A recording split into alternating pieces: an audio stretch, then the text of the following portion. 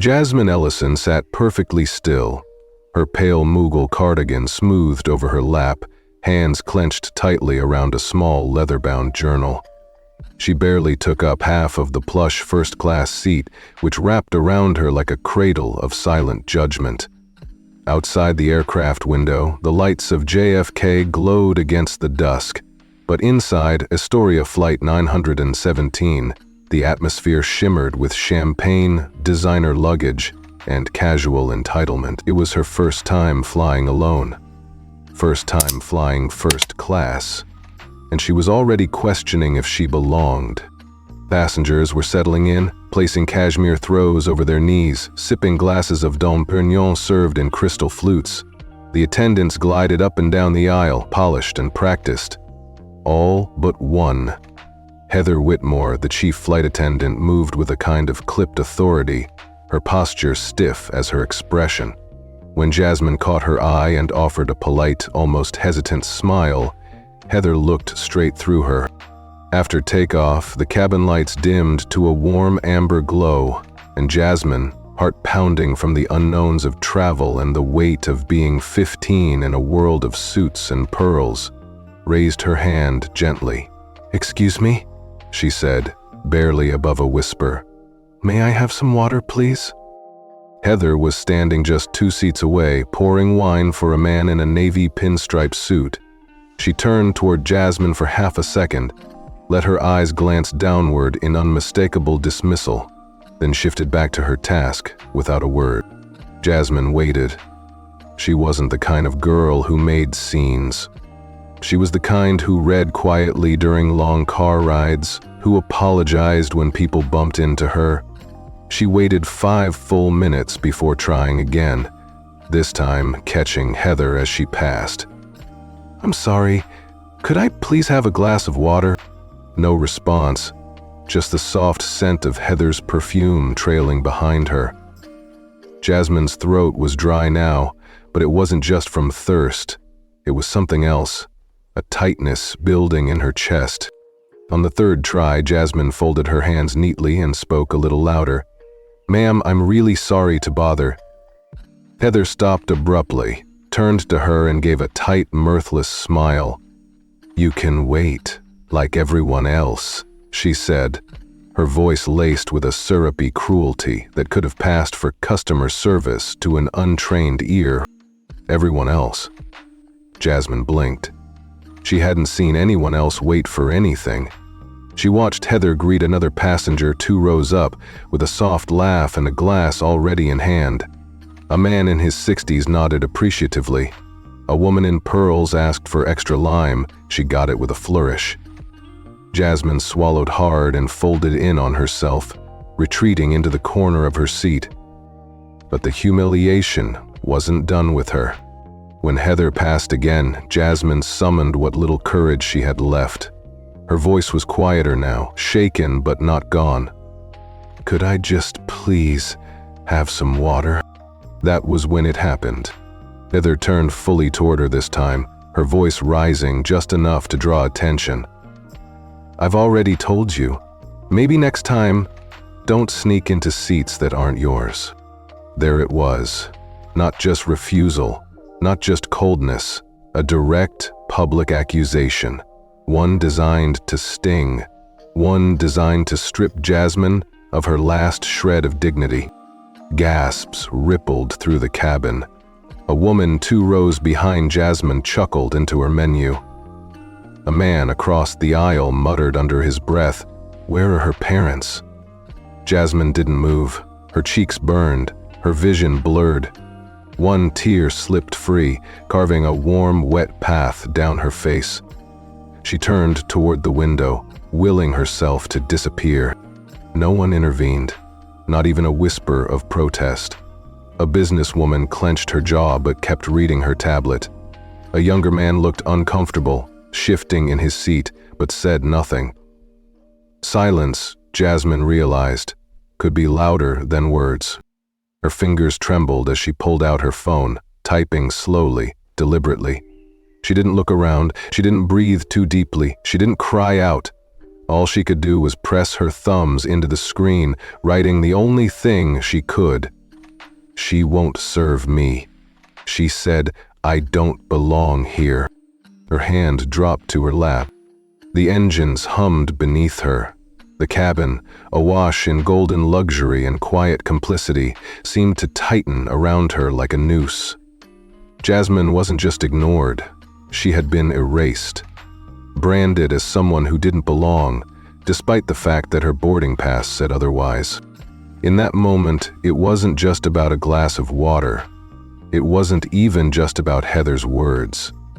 It was about everything unspoken. The assumptions, the glares, the polite cruelty wrapped in first-class smiles. Heather had judged her, had decided she didn't belong, and no one, not one adult, not one attendant, had stood up for her. Jasmine sat silently, her small frame nearly swallowed by the oversized seat. Her throat was raw, but not from thirst. Her heart beat hard in her ears. She didn't know it yet, but with one text, everything was already changing. Her father would read it soon, and the storm, quiet, calculated, and unrelenting, was already forming. But for now, Jasmine sat still, one tear drying on her cheek. The taste of silence thicker than any drink.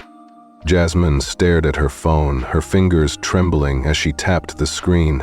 Her throat was still dry, not just from the lack of water, but from the lump she'd been swallowing for the last 20 minutes. The message was short, only a few words, but every letter felt heavy with shame. "She won't serve me. Said I don't belong." She hit send, locked the phone, and slid it into her lap, where her hands stayed clasped, knuckles white. 3,000 miles away, in a gleaming glass tower above the San Francisco skyline, Charles Ellison stood at the head of a long boardroom table. Sunlight filtered through the floor-to-ceiling windows, painting golden lines across the walnut table and casting shadows that stretched between the executives seated around it. He was in the middle of reviewing quarterly performance when his phone buzzed once on the table beside his untouched coffee. He glanced down, expecting a routine update. Instead, he saw Jasmine's name and the words that made his pulse freeze. He read the message twice, then a third time, and slowly set his cup down without drinking. His back straightened. He didn't speak. He didn't react the way some fathers might, with yelling or panic, but those who knew him could see the shift. The meeting fell silent as Chuck held up one hand and said evenly, "I'll need 5 minutes." Then he stepped out of the room. In the hallway, the air was quieter, more focused. Chuck tapped his phone, dialing directly to his personal legal counsel. "Astoria Flight 917, something's happened. Handle it, now." His voice was low, firm, and final. No pleasantries, no explanations, just action. As he hung up, he typed a second message to his PR director. "Possible issue on 917. Prepare a corporate response. Internal investigation protocol. Full discretion." He didn't need to say more. His team had worked with him long enough to read between the lines. Quietly, efficiently, the wheels began turning. Lawyers began reviewing protocol. Communications staff prepped statements, just in case. Compliance was alerted. The system was already in motion. But Chuck wasn't done. He made one more call, this time to Astoria Air's Vice President of Operations. "Find out who's working first class on Flight 917 right now. I want every name on that cabin crew. Don't ask questions, just get them." The man on the other end answered with a tight "yes, sir," and the line went dead. Chuck stood in the corridor for a long moment, staring out the window at the skyline of San Francisco. His daughter was 35,000 feet in the air, surrounded by strangers, and someone had made her feel small, like she didn't belong. That wasn't just an insult. That was a direct assault on everything he'd built, everything he'd raised her to believe about herself. And it wasn't going to go unanswered. Back on the plane, Jasmine had no idea any of this was happening. She was curled slightly into the curve of the seat, one hand still gripping the hem of her sleeve. Her cheeks burned and the back of her throat ached from holding in tears. She didn't want to cry again, not here, not where people could see. She thought maybe she'd made it worse by sending that message. Maybe she was overreacting. Maybe it wasn't about her. She didn't know what kind of storm her father had just unleashed. Heather Whitmore, meanwhile, strolled up and down the aisle with the kind of calculated sweetness that only made her cruelty toward Jasmine sting worse. She chatted softly with an older gentleman about his golf retreat in Scottsdale. She made a joke about how some kids just don't understand first-class etiquette. The passengers closest to Jasmine didn't laugh, but they didn't stop her either. The message was clear. Silence was the preferred response. Heather's insult wasn't just personal. It was system-approved, even if no one said so out loud. In the quiet that followed, Jasmine sat without moving. She blinked a few times, trying to steady her breath, but her mind kept spiraling. What had she done wrong? Was it her outfit? Her age? The fact that she didn't carry herself the way the other women here did? Maybe she had been too polite. Maybe she should have spoken up. Or maybe, she thought with a sinking heart, she just didn't fit in. But then something in her memory stirred. Her father's voice, warm and steady, just before she boarded the plane that morning. "Text me if anything happens," he had said, "even something small, especially something small." He'd kissed the top of her head and said he'd be in meetings all day but would have his phone on. Jasmine had promised, half laughing, not to bother him unless the plane fell from the sky. But it had taken only a moment, 4 small words from a stranger, to drop her confidence straight through the floor. Her father had known something could happen. That alone made her feel less foolish for reaching out. Chuck, standing in his hallway of polished stone and brushed steel, knew what Jasmine didn't. He knew this wasn't an isolated incident. This wasn't just about a rude flight attendant or a missed glass of water. This was about perception and power and the way certain people, young, female, unaccompanied, got treated in places that were supposed to be welcoming. And he wasn't about to let that go. He stepped back into the boardroom, but he didn't sit. He simply said, "We'll pick this up later," then nodded to his assistant. "Reschedule everything for the next 2 hours." The assistant didn't ask why. She'd seen that look before. In New York airspace, Jasmine pressed her forehead to the cool window. The lights outside had shifted to soft streaks as the sun dipped lower behind them. She felt small, yes, but not broken. She had done the only thing she could. She had spoken, however quietly. Now, unknowingly, she had set something in motion. Passengers beside her flipped through magazines. Heather kept moving, carrying her fake smile like armor. But change had already started. And while Jasmine still sat alone, feeling helpless and invisible, a force was quietly rising on her behalf. That force was named Charles Ellison, and the first crack in the surface had already formed. Jasmine kept her hands folded tightly in her lap, her fingernails pressed into the skin of her palm. She hoped maybe things had settled, that maybe it was over now. She wasn't expecting warmth or kindness anymore, just a little silence, a little peace. The air inside the cabin buzzed with soft conversation and the occasional clink of glasses, but for her, it felt like the entire room had tilted and left her hanging. Heather Whitmore strutted past her row once more, her voice suddenly brighter, almost performative, as she greeted a couple sitting just across the aisle. "Would you like another glass of champagne? It's chilled perfectly today," she cooed, pouring with flourish, her laughter trailing behind like a scent too sweet to be sincere. Jasmine watched her, wondering how someone could be so openly two-faced and get away with it. She waited another few minutes, her throat dry, her pride bruised but not completely gone. Slowly, she raised her hand again, not too high this time, just enough to be noticed. Heather turned, caught her eye and gave a smirk that chilled more than any drink ever could. Without a word, she turned on her heel and walked away. Carla Jensen, the younger flight attendant with soft features and nervous eyes, had been carrying a tray of crackers toward the back of the cabin. She caught Heather's expression, saw the blatant dismissal, and stopped mid-step. Her fingers tightened around the tray. She bit the inside of her cheek. It wasn't the first time she'd seen Heather act like that. But something about this felt different, something about this girl. But instead of stepping forward, she lowered her eyes and kept moving. Jasmine dropped her hand, barely breathing, her shoulders folded in. She turned toward the window again, blinking faster now, desperate to push the tears away. This wasn't about water anymore. It was about being erased in plain sight. The minutes crawled. Then Heather returned.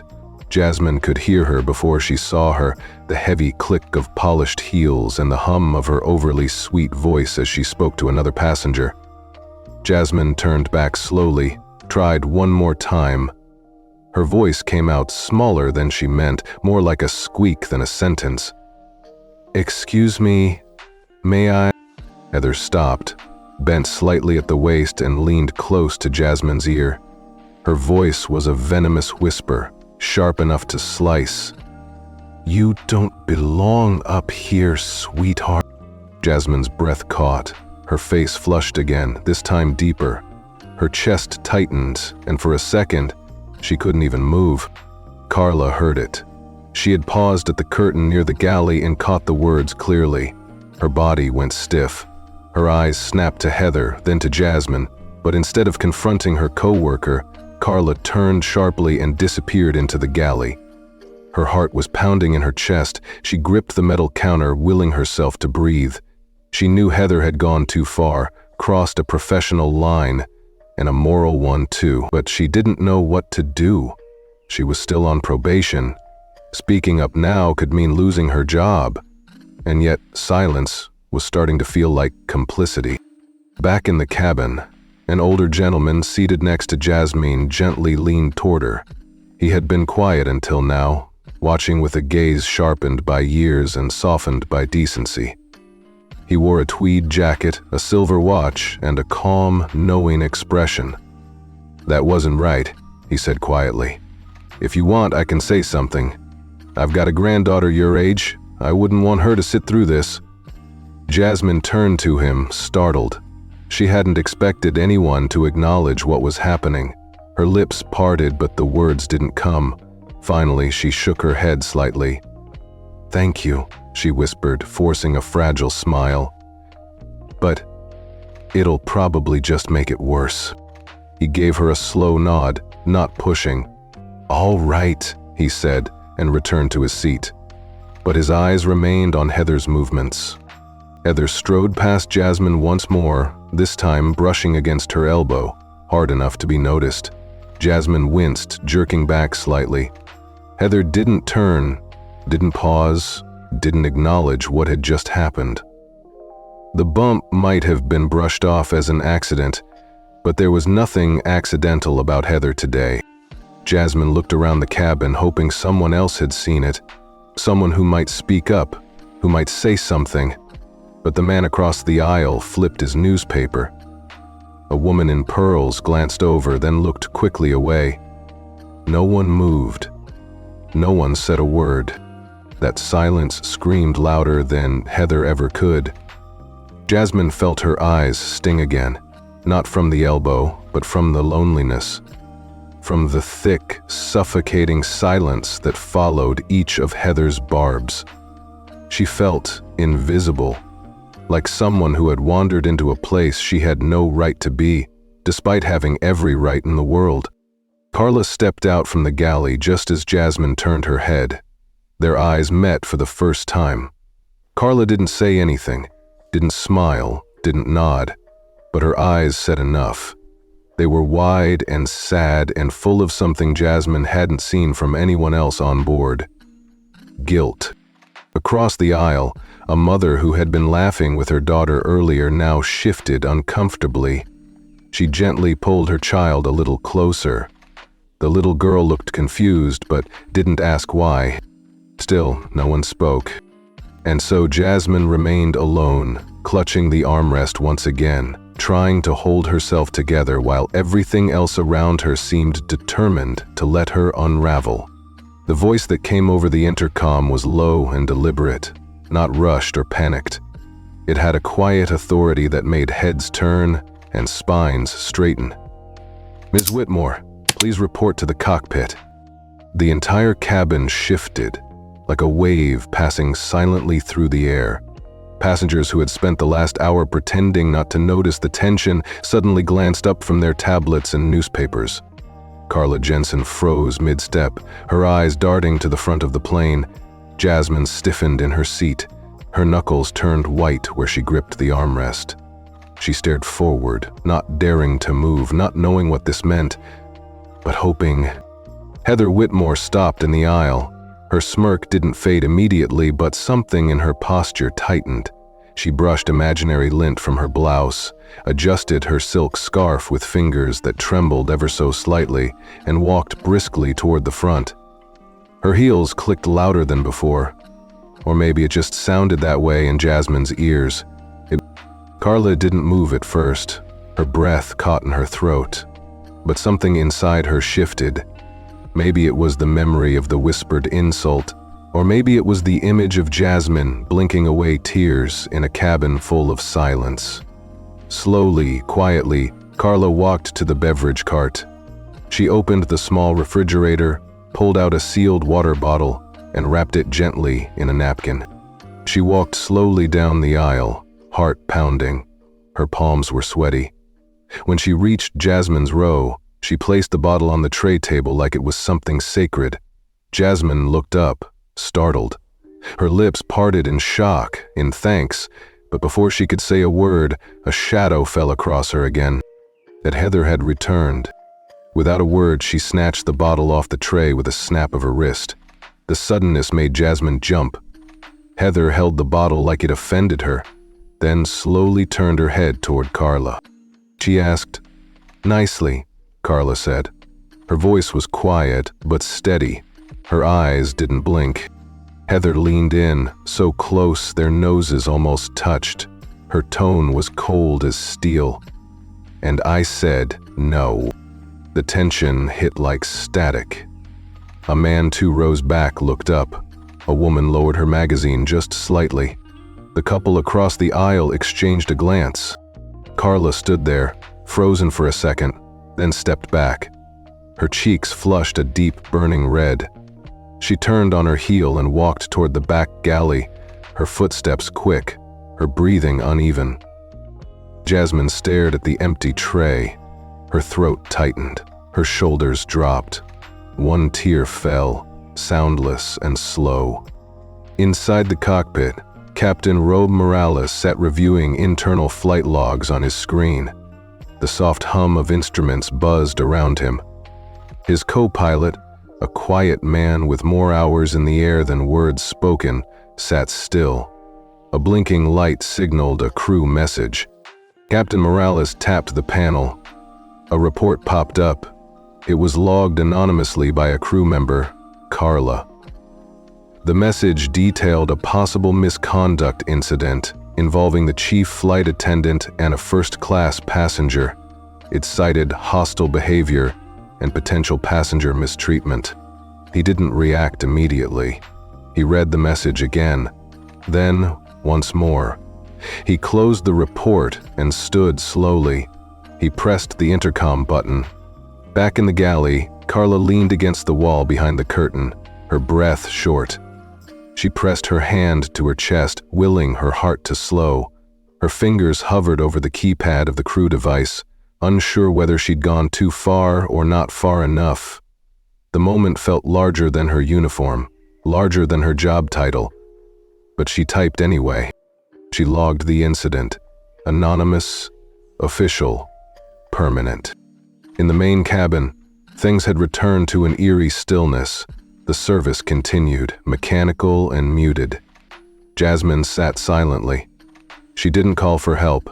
She didn't ask for water again. Her tray table was still open, empty except for the folded napkin Carla had left behind. She looked straight ahead now, not out the window, not toward Heather, just forward. The silence was heavy. It pressed on everyone's shoulders. The ones who had watched but said nothing, the ones who had turned away, and even the ones who hadn't noticed until now. They all felt it. That growing discomfort that comes when the world quietly points out, you've chosen the easy way out. Heather walked back down the aisle slowly this time, her eyes flicking left and right. She wasn't smiling anymore. She was calculating. She glanced once at Jasmine, then kept going. A chime dinged. Someone had pressed a call button. Jasmine hadn't moved. The woman in pearls who had looked away earlier pressed her lips together and glanced at the call light panel overhead. Her face said what she didn't dare voice. Something was changing. Back in the cockpit, Captain Morales rubbed his temple. He wasn't one for drama. He'd flown too many miles and seen too much in his career to be surprised by human behavior. But this crossed into something else, and he wouldn't let it fly under his watch. A message came through from corporate. Legal had been alerted. Executive attention was now on Flight 917. Captain Morales reached for his clipboard, stood, and opened the cockpit door. In the back galley, Carla sat on a tiny folding seat, hands in her lap. Her name badge shimmered slightly under the overhead light. She looked down at it, wondering if it would still be pinned to her shirt tomorrow. But in her chest, something felt lighter.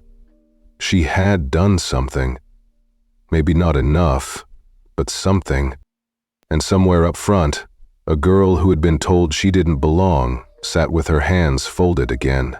Not in fear this time, but with a quiet, growing sense that someone, somewhere, was listening. Heather Whitmore stepped out of the cockpit with her shoulders stiff and her face drained of color. The self-assured glide she'd worn like armor earlier had vanished. Her eyes darted across the cabin as if searching for someone, anyone, to validate her authority, to anchor her in place. But no one met her gaze. The once friendly first-class cabin had turned cold. Jasmine watched her from her seat, her small hands still gripped tight around the armrests. Her heart thumped beneath her soft cardigan. Her eyes were red and puffy, but her lips pressed into a calm line. She would not let them see her fall apart. Not anymore. Captain Rob Morales emerged from the cockpit. He held a folded piece of paper in one hand, and his stride was steady. The passengers went quiet. The atmosphere shifted. Every breath held in collective suspense. The sound of his shoes against the carpeted aisle was the only thing breaking the silence. He stopped near Jasmine's row. Jasmine stared up at him, unsure, her throat too tight to speak. The captain's voice rose, not loud, but firm and clear. "Ladies and gentlemen," he began, "on this flight, every passenger is entitled to dignity and respect. Any behavior that contradicts that principle has no place on board." There was no need for drama, no shouting. The quiet conviction in his words struck deeper than any scolding could. He turned slightly toward Jasmine and bent just enough to meet her at eye level. "You have been wronged," he said, "and on behalf of this crew, I offer my sincere apology." Jasmine didn't blink. Her lips quivered. Tears welled in her eyes again, but this time they carried something new. Relief. Captain Morales stood tall again. "Ms. Heather Whitmore will no longer serve on this flight. Effective immediately, she is relieved of duty." Gasps rippled down the rows. One passenger, a middle-aged man in a blazer, clapped once. Then another followed. Soon, polite applause filled the cabin. Not triumphant, not mocking, just acknowledgement, recognition. Jasmine bowed her head. A tear escaped, but this one didn't burn. It cooled the sting that had sat raw for too long. Carla Jensen stood frozen at the galley door, her hand over her mouth. She didn't need to speak. Her face was streaked with tears, her eyes locked onto Jasmine's with something between sorrow and gratitude. She had been a witness, and now, silently, she'd tried to be something more. Heather didn't say a word. She stood a few paces away, jaw tight, fists clenched at her sides. Her lipstick had faded, her shoes no longer carried the same pride. She turned toward the rear galley, her gait slower than before, like every step dragged behind her shame. The role she'd played so comfortably was stripped from her. Now she was just another uniform moving through a cabin that had turned its back. As she passed Carla, her eyes sliced sideways with venom. Carla didn't flinch. She didn't return the glare. She kept her eyes on Jasmine. From the second row, an elderly woman in a soft yellow sweater raised her voice.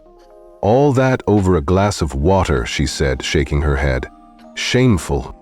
Every ear heard it, and no one disagreed. Jasmine lifted her head. She hadn't expected anyone to speak out, and when she met the older woman's eyes, she saw something warm and solid. Validation. It wasn't loud, it wasn't dramatic, but for Jasmine, it was the first true moment of being seen. The hush that followed wasn't awkward anymore. It was solemn. It was reflective. Heather reached the galley curtain and disappeared behind it. Carla stepped aside to let her through. There was no exchange, no apology, no final word, just the soft rustle of fabric and the end of something that had been long overdue.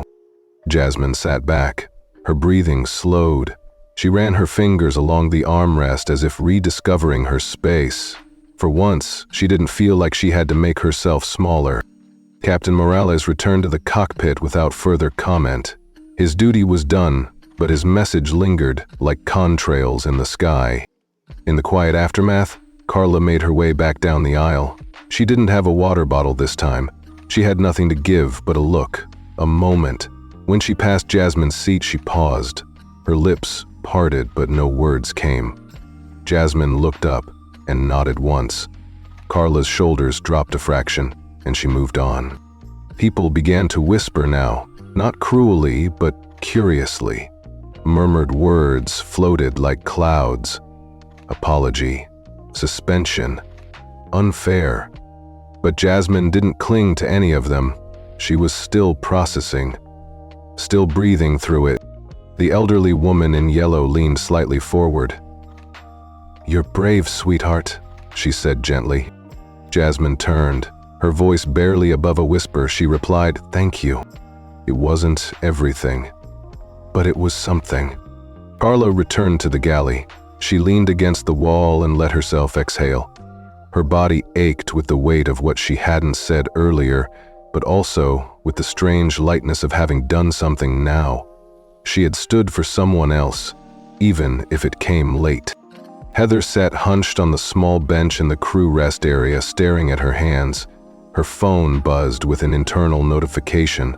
Suspension pending further review.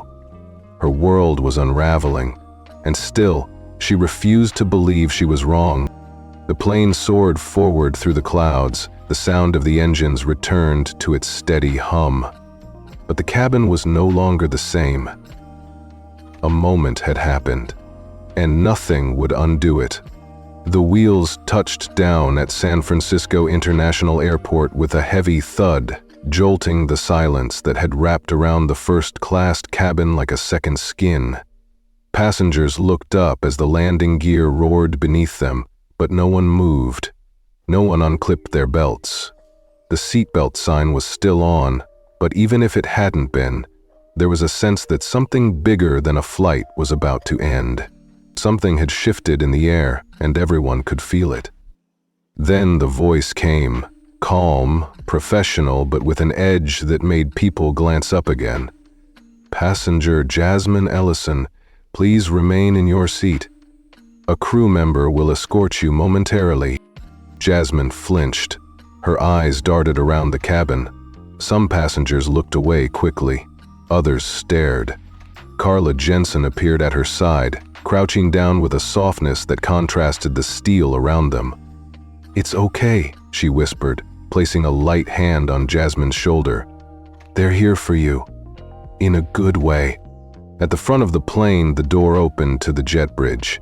But instead of the usual blur of ground staff and rushing passengers, two sharply dressed airline executives stood waiting, flanked by two uniformed security officers. Their suits were perfectly tailored, their expressions unreadable. They weren't here for luggage. They weren't here for routine. Heather Whitmore stepped forward, her face pale, but composed. The head executive gave a slight nod. Heather straightened her spine, squared her shoulders, and tried to move with dignity. But the flashing lights of two cameras in the terminal caught her off guard. A few murmurs rippled through the cabin. One man whispered, "Is she being escorted?" She didn't answer. She didn't need to. Her eyes looked hollow, like someone who knew the story had left her behind. Carla returned to Jasmine's seat, knelt beside her again. This time, her voice trembled. "I need to say something," she began, her hands clasped together. "I saw what happened. I should have done more. I froze and that's on me. I'm sorry." Jasmine stared at her. Carla wasn't crying this time, but her eyes glistened. The apology was real, not rehearsed, not required. Jasmine's hand reached out, fingers shaking. She rested it lightly on Carla's. "You were scared. I get it. I was scared too." For a moment, the noise of the aircraft seemed to vanish. The cabin softened. Around them, a few passengers turned their heads. The same people who had looked away earlier were now watching, not with judgment, but with quiet awareness. Something had broken open. One of the executives approached. He spoke gently but firmly. "Miss Ellison, we'd like to escort you off the plane through a private exit." Jasmine hesitated. Her body didn't want to move, but her feet did. She rose slowly. Carla stood beside her until she took her first step. The walk to the front of the cabin felt longer than the flight itself. Jasmine could feel every eye on her, not with malice now, but with something closer to awe. No one said anything, but a murmur of respect trailed in her wake. When she reached the door, she paused. There, just past the jet bridge, stood Charles Ellison. He wore a navy suit and a look that could stop a boardroom in its tracks. But when he saw Jasmine, that expression melted. He opened his arms. Jasmine didn't think. She just ran. Her feet flew across the last few steps, and she folded into his chest like a wave crashing on shore. The sob that tore from her was raw, unguarded, and years older than her 15. Chuck didn't speak. He just held her, one hand on her back, the other cradling the side of her head. His own face was tight, jaw clenched, eyes glassy, but his voice, when he finally spoke, was steady. "I'm here." Behind them, flashes popped. One photographer had slipped past the barrier and caught the moment just before security pulled him back. The image of a teenage girl crying in her father's arms, both surrounded by quiet power, would be uploaded and reposted thousands of times before midnight.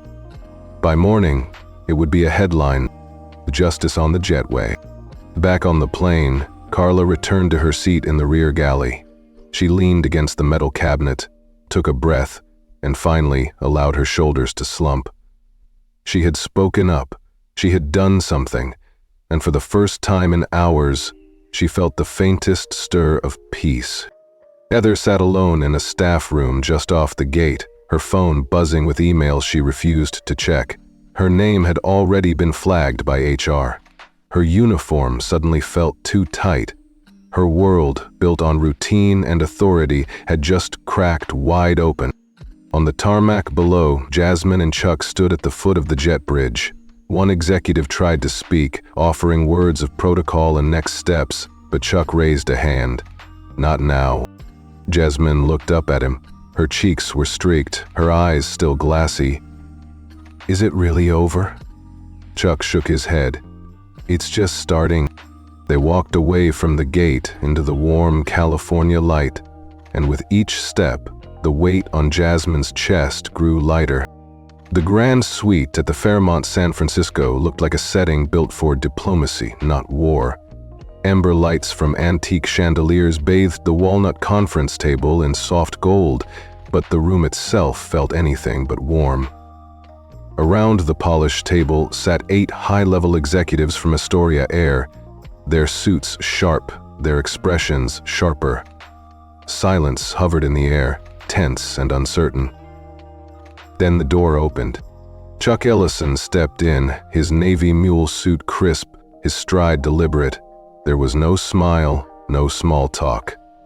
He was followed by his legal counsel, a tall man in wire-rimmed glasses, and his PR director, a woman already tapping notes into a tablet.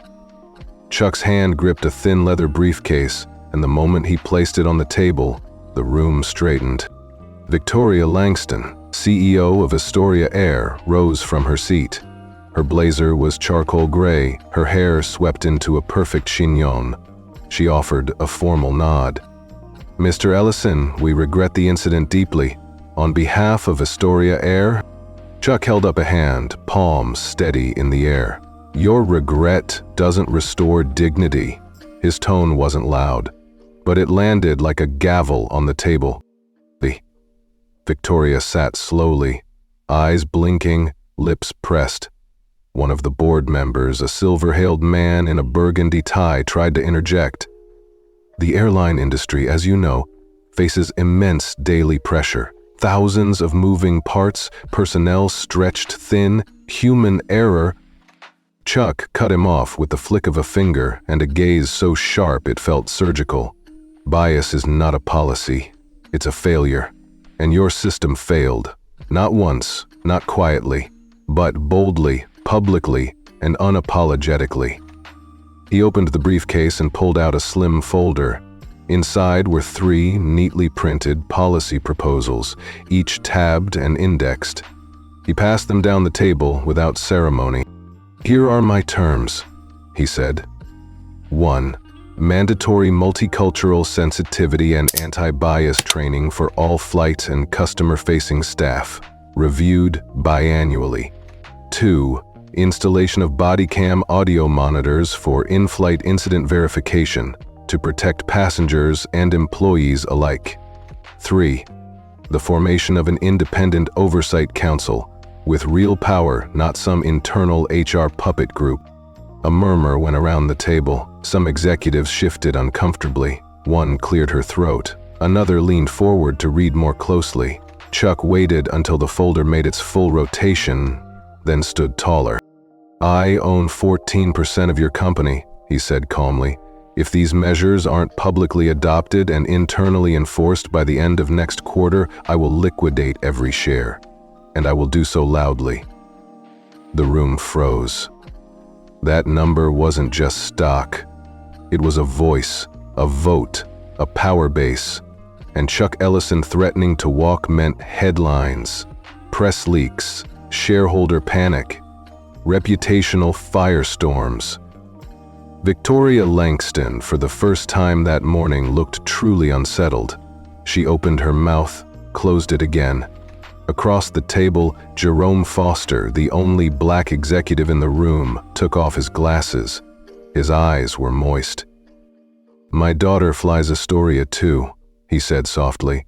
His voice cracked halfway through, but the silence that followed gave it strength. Chuck didn't blink. He didn't need to. He had already said everything that needed saying. Victoria finally spoke. Her voice lacked its usual firmness.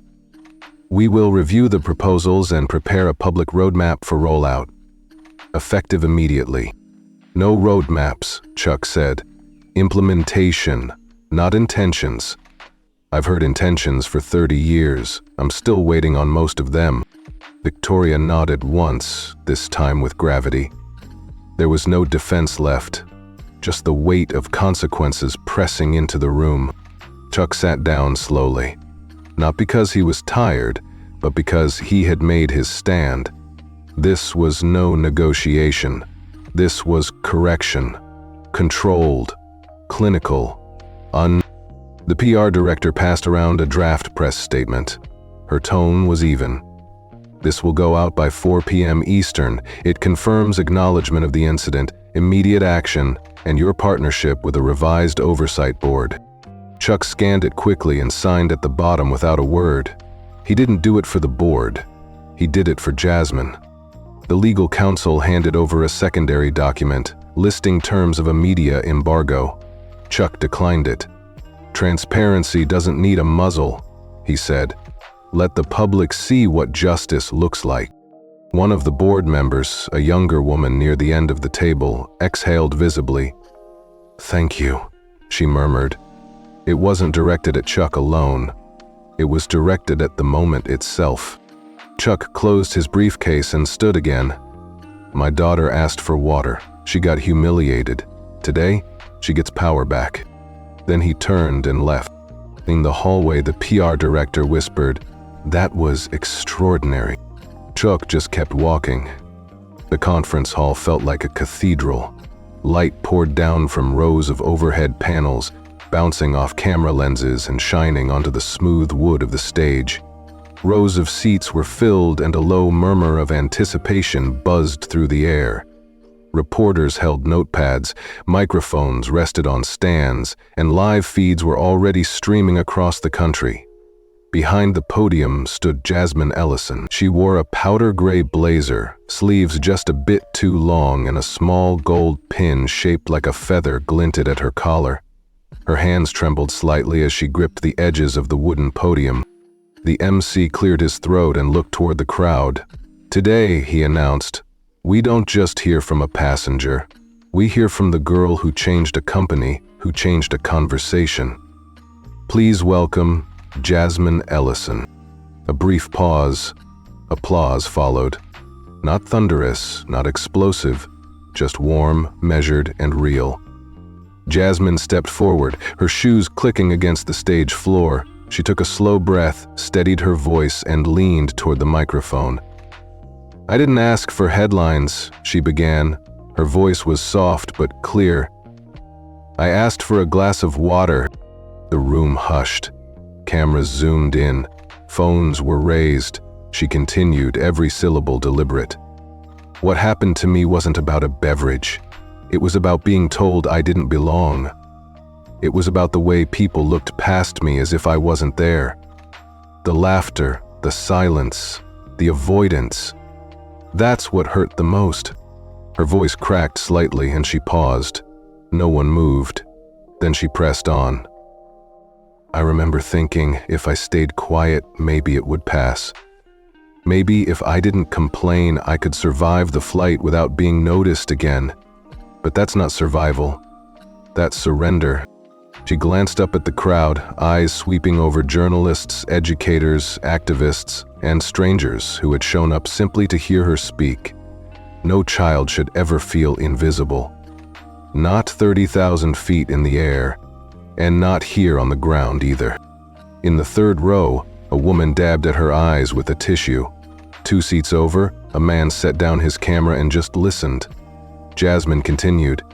"My father stepped up because he had the power to. He used that power not to get revenge, but to make sure no one else would be made to feel what I felt. But this isn't just about him. It's about every voice that's been quieted." She told the story in full, recounting the polite requests, the dismissive glances, the whispered insult, the cold smirk of Heather Whitmore. She didn't exaggerate, she didn't accuse wildly. She told the truth, and that truth carried weight. "I didn't know I had the right to be angry," she said, "until I realized silence was part of the problem. When we don't speak, people think it's okay. When we don't name things, they continue. So today, I'm naming it. What happened was discrimination. It was bias. It was wrong." The silence that followed was not awkward. It was reverent. A beat passed, then another. An older white woman near the back stood up and began to clap. A few more joined, then the whole room rose to its feet. A sea of applause rolled through the hall. Jasmine blinked hard, her throat tight. She smiled, not wide but honest. In the back of the room, Carla Jensen stood with her hands folded. She didn't try to hide the tears running down her cheeks. She had listened to every word. She had relived that flight in her mind, felt the echo of her own silence, and now, watching Jasmine, she saw what courage looked like. The courage she had lacked, but also the courage that gave her hope. Chuck sat off to the side, his arms folded. His eyes never left his daughter. He didn't cry, but his jaw clenched and his chest lifted with pride he couldn't voice. She didn't need him on stage. She had found her own voice. As the applause died down, Jasmine leaned into the mic one last time. "This isn't the end," she said. "It's the beginning.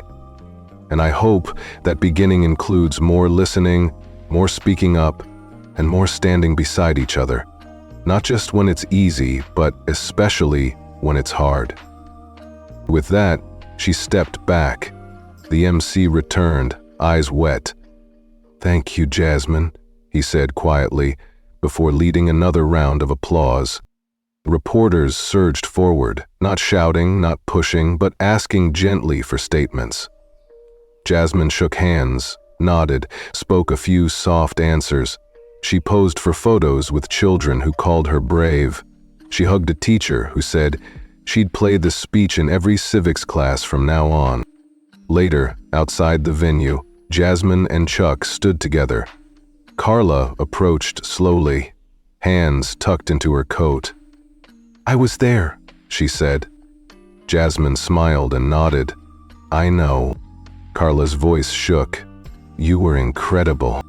"Thank you for trying," Jasmine replied, "even when it was hard." That moment was quiet. No cameras, no stage, just three people who had lived the same story from different angles. And now, they were finally walking forward. Late one evening, long after the cabin lights had dimmed to their nighttime glow, an anonymous whistleblower uploaded a short video clip that shattered any remaining illusion of decorum. The footage showed Heather Whitmore in the back galley, her voice low but laced with cruel amusement as she mocked Jasmine. "She doesn't belong here," Heather sneered, thinking no one could hear, her tone dripping contempt, exclusive with her small body. A caption scrolled beneath the clip. "This is what she really thought." Within hours, the video exploded across social media, racking up over 3 million views in just 24 hours. Viewers recoiled at the sight of a stewardess trained to uphold comfort and courtesy, betraying her duty with such callous disdain. News outlets picked up the story overnight. The headline read, "First-class disgrace, flight attendant's mockery sparks outrage."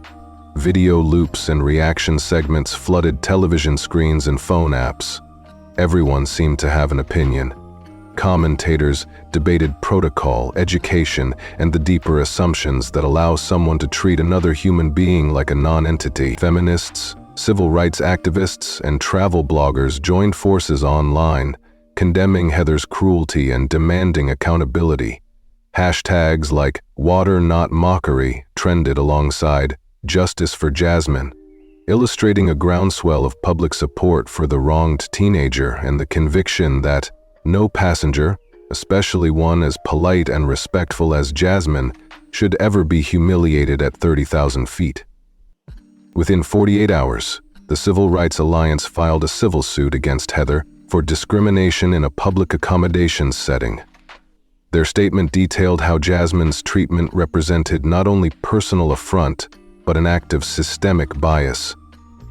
A minor, traveling alone, was denied a simple need, singled out, and publicly shamed. The case cited state law prohibiting discrimination in transportation services, arguing that Heather's actions were more than negligence. They were a willful refusal of duty based on prejudice, and they violated Jasmine's rights as a paying customer. That same morning, a group of former flight attendants some of whom had quietly witnessed Heather's behavior on previous flights, came forward to corroborate Jasmine's experience. One former attendant recounted how Heather once ignored a young mother's request for a baby bottle, leaving the infant in tears until another crew member stepped in. Another spoke of Heather's condescending tone toward passengers considered undesirable by her own standards. The voices of these whistleblowers added weight to the suit, showing a pattern rather than an isolated lapse in judgment. The news cycle pivoted to the enormous cultural implications, privileges attached to first-class tickets, power dynamics in service industries, and the harmful legacy of bias that can fester behind polite smiles. Jasmine, still in San Francisco with her father, watched it all unfold from her living room. She saw herself on the nightly news, never expecting that her quiet plea for water would become a national conversation. The reporters framed it as a landmark fight for civil rights in modern travel, one teenager versus a major airline. As the case moved forward, Heather's world collapsed around her. The board of directors at Astoria Air convened an emergency meeting, and Heather was officially suspended pending investigation. Corporate statements touted internal reviews and promised improved training, but no public apology had come from Heather herself. It was as if she had vanished. The day of the civil hearing arrived at the San Mateo County Courthouse. The courtroom's gallery overflowed with supporters, Jasmine's friends, families who'd experienced similar indignities, and members of the press. A banner outside read, "Judge Fairness." Heather entered the courtroom alone. She wore her company uniform jacket over a crisp white blouse, her hair slicked back into a tight bun. Her confident stride from weeks earlier was gone. Now each step looked measured, uncertain, a reflection of the panic simmering beneath her composed shell. She paused at the threshold, eyes scanning the crowd, but found no ally, no supportive nods, just hardened faces, ready to hear her side of the story. She had no private counsel at her side. The airline's legal team had declined to defend her directly, citing procedural separation. The message was clear. Heather was on her own. Jasmine wasn't present. She watched the live stream on her tablet from home. She had school the next morning, but her throat constricted when the judge called Heather to the stand. The judge, a woman with salt and pepper hair and a reputation for measured rulings, addressed Heather calmly. "You do not have a personal attorney, Ms. Whitmore. Do you understand the charges against you?" Heather's voice trembled as she nodded. She understood perfectly. The prosecution presented the leaked video, playing it twice for the court record. Heather's mocking laughter filled the room uncomfortably. Then came testimony from the Civil Rights Alliance Council, who laid out the state statutes on discrimination in public transportation. It was a thorough legal dissection of what seemed obvious to everyone watching. Heather's actions were not merely rude, they violated Jasmine's civil rights as a passenger. Next, a passenger who had remained silent on the flight stood up. The judge nodded and the woman cleared her throat. "I sat in the row behind Jasmine," she began, her voice wavering. "I heard every word. I did nothing. I should have spoken up. I thought it wasn't my business. I stayed silent because I feared confrontation. I won't stay silent again." The courtroom shifted. Heads turned. Some jurors nodded. Her confession underscored the insidious power of silence and the profound impact of speaking out. Then Carla Jensen took the stand. Now, in a crisp, supervisory uniform, her rank elevated by the airline's emergency staffing reshuffle, she placed both hands on the witness stand. Her face was steady, but wet with tears. "What Jasmine endured was real," Carla said. "We all saw it. I saw it. And for being afraid, I failed her. I'm here to correct that by telling the truth." Her voice regained strength as she continued, recounting the moments when she froze, when she helped secretly, and finally, when she logged the official complaint. Each detail painted a fuller picture of the cruelty Jasmine faced, and the courage it took for Carla to step forward now. When Carla moved off the stand, The courtroom erupted into subtle applause, held back by decorum but loud in conviction. Heather watched, tears glistening in her eyes for the first time. But not remorse. Rather, she sat rigid, shadows passing across her face, like remorse and regret dancing just out of reach. Her own reputation, once secure in altars of etiquette and protocol, lay in ruins. Her career, privileges, and standing in the airline's hierarchy hung by a thread. The defense attempted to offer mitigation, stress, overwork, a momentary lapse, but the judge cut in gently but firmly. Ms. Whitmore, the court acknowledges that every job has pressures, but the law and our shared humanity demand a baseline of respect for all patrons. She leaned forward. This courtroom finds you in violation of California Civil Code Section 51, and the matter will proceed to damages and possible further sanctions. I will hear closing statements before I issue complete findings. As Heather fumbled with prepared notes, her hands shaking, her eyes darting, the judge called a brief recess. Jasmine saw her father rise on screen, jaw clenched, the silent embodiment of vigilant support. The public gallery buzzed with whispered hopes for fair restitution. Once the judge reconvened, the prosecution recommended a public apology in writing from Heather, mandatory anti-bias counseling, and a modest monetary settlement to Jasmine for emotional distress to be donated to a youth civic engagement fund. Heather looked up, her face a mask of defeat. When asked if she had anything to say for herself, she opened her mouth, closed it, and then shook her head. No apology. No defense, just silence that echoed louder than any words. The judge sighed. The court will draft and publish its decision within 10 days. This hearing is adjourned. The gavel fell softly. In the moments after, Jasmine allowed herself a small smile. Public justice had been served. Heather's reckoning was underway. The judge's ruling, once public, would ensure Heather faced real consequences: professional censure, possible loss of certification, and a blemished record that would follow her. Outside the courthouse, reporters gathered. Jasmine stepped forward for a brief statement, her voice steady. Thank you to everyone who spoke up. This wasn't just for me. It was for every young person who ever felt invisible. No one should be silenced by shame. Carla hugged Jasmine first, then stood beside her, joining hands as reporters clicked away. Heather slipped away through a side exit, head down, as a legal clerk read the preliminary orders aloud: mandatory counseling, public apology, financial restitution, and a requirement to collaborate on drafting new training modules. The public reaction was euphoric. Editorials praised the verdict. Social media celebrated the passenger who turned the tide against discrimination. Jasmine's name trended not just for her suffering, but for her resilience. That evening, Jasmine returned home. She sat by her window where the city lights blinked like hopeful stars. She reflected on how a simple request for water had sparked a movement of voices. Her chest swelled with quiet pride and relief. She had not only endured cruelty, she had transformed it into a catalyst for change. And Heather? Her downfall had been swift, her reputation irrevocably damaged.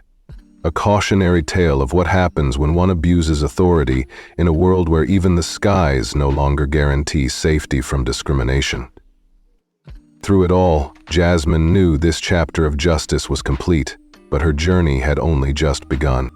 6 months had passed since Jasmine's glass of water ignited a movement that reshaped Astoria Air's entire corporate culture.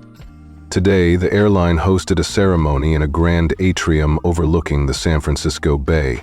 Banners bearing the words, "The Ellison Standard," hung alongside the company's sleek logo. The space was decorated simply: soft white drapery, potted greenery, and a large LED screen at the front, displaying a single phrase beneath Jasmine's photo. A glass of water changed us. Guests milled about, greeting old colleagues and new recruits. An air of quiet triumph mingled with hope. It felt less like a corporate event and more like a small town rally where every handshake carried genuine warmth. Chuck Ellison arrived in his navy blazer, a subtle smile tugging at the corner of his lips. He was ushered to the front of the room, where a podium stood next to Carla Jensen's lectern, both facing rows of chairs filled with airline staff, executives, and special invitees. The MC introduced Chuck as the guest of honor and motioned for him to receive a commemorative medal, recognizing his advocacy for passenger dignity and systemic change. Chuck took the medal, glanced at the audience, and then, to everyone's mild surprise, shook his head. Clearing his throat, he said, "Thank you, but this is Jasmine's moment, not mine. Her courage, and the courage of so many who spoke up, deserves every accolade. I am simply proud to stand beside her." He stepped back, nodding toward Jasmine, allowing the spotlight to shift from himself to the young woman who had become the face of fair treatment at 30,000 feet. Carla Jensen took the podium next. Now, Astoria Air's Director of Cultural Diversity Training, she wore her new title badge with quiet pride. She began, "When I first met Jasmine, I saw fear in her eyes. Fear that comes when someone in power decides you're less than human. But I also saw resilience. She stayed calm, stayed true to herself, and refused to let silence define her." Carla paused, scanning the crowd. "Today, I have the privilege of leading our revised training program, ensuring every crew member understands that empathy is our most important uniform piece. Because of Jasmine, we're building an airline where dignity isn't optional. It's required." Applause filled the room, loud and heartfelt. Then came the moment everyone awaited. Jasmine stepped forward in a simple white dress, her blonde hair pulled back in a neat chignon. She looked composed, more mature than her 15 years suggested. She tapped the microphone, inhaled deeply, and began in a steady voice. "I never set out to become an example. I was just a kid who wanted a glass of water." Her gaze swept the audience. What happened on that flight wasn't unique. Disrespect can look polite, discrimination can be wrapped in soft words, but it leaves the same scars. I spoke up because it hurt, and because I knew it was wrong to stay silent. She paused as the crowd leaned in. She continued, her voice gaining strength. "When I sent that text to my dad, I didn't know what would happen, but I believed in doing what felt right. And I was lucky enough to have people around me who also believed in justice. People who refused to pretend nothing was wrong. That's why this matters. When we stand together, we change a system, we change a culture, and we send a message that nobody, no matter their age, race, or ticket class, deserves to be ignored or Jasmine's eyes glistened as she spoke those words, but her tone remained calm and clear. "So thank you for standing with me.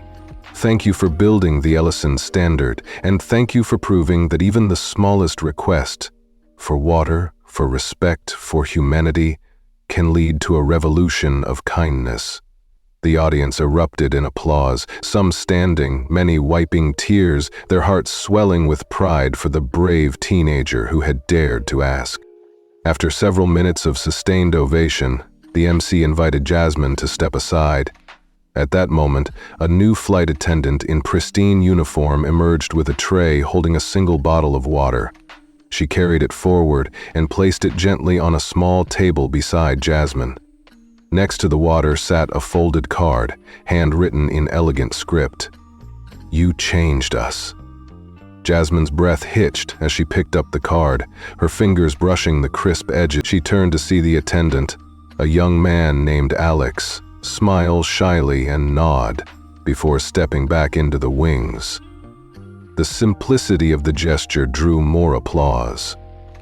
This time quieter, almost reverent, as everyone recognized history in the making. Water served with gratitude instead of scorn. Jasmine walked over to the window wall, where the afternoon sun spilled across the gleaming bay water, turning it to molten gold. She held the bottle in one hand, the note in the other. As she gazed out, a gentle smile curved her lips. She remembered every step, from that first bruise of humiliation to the courtroom's stillness, and realized how far she'd come. She lifted the bottle to her lips and took a slow sip. The water, cool and pure, tasted like victory, and as the sun's rays caught in her pale mule eyes, she felt a profound calm wash over her. Guests began to disperse, conversations bubbling about next steps, new training sessions, partnerships with civil rights groups, passenger hotlines for reporting discrimination in real time. Jasmine overheard snippets. The policy changes are going nationwide. I heard they're adding bias screening to hiring protocols. They're even including public quarterly reports on cultural metrics. Everywhere she turned, seeds she had unknowingly planted were sprouting into policies and practices. It was a comforting realization. She had sparked something that would outlive her own flight. As the event wound down, Chuck approached Jasmine, his expression soft. He placed a hand on her shoulder. "You did it," he said. "And you did it with grace." Jasmine nodded, leaning into him. "We did it," she corrected, her voice bright but still tender. "And now we've got work to do, together." He hugged her, and for a moment, they stood as a testament to what love and justice could achieve in tandem. In the days that followed, the Ellison standard became more than a logo on letterhead. It became a mantra in break rooms, a discussion topic in aviation schools, and a benchmark for other airlines. Travel writers penned editorials praising Astoria Air's courage to change from within. Passengers posted tweets and shared personal stories of times they'd been ignored or belittled on flights. The hashtag Ellison Standard trended among airline workers and advocacy groups alike. Jasmine returned to her normal life, school, piano lessons, weekend trips, with a new sense of purpose. She volunteered with youth empowerment programs, sharing her story in classrooms and community centers. Teachers invited her to speak at assemblies. Civic organizations asked her to join panels on social justice. She realized that one voice could ripple outward, touching countless lives. Late one evening, Jasmine sat at her desk by the window where the San Francisco lights shimmered. She opened the note once more. "You changed us." She held it against her heart, closed her eyes, and whispered, "I hope I did." She didn't know exactly how many lives had been moved because of her stand, but she felt it. A warmth spreading through her chest, a quiet affirmation that compassion and courage could transform even the highest flight. And in that glow, Jasmine understood something powerful. Change wasn't a single event. It was a legacy. One glass of water at a time.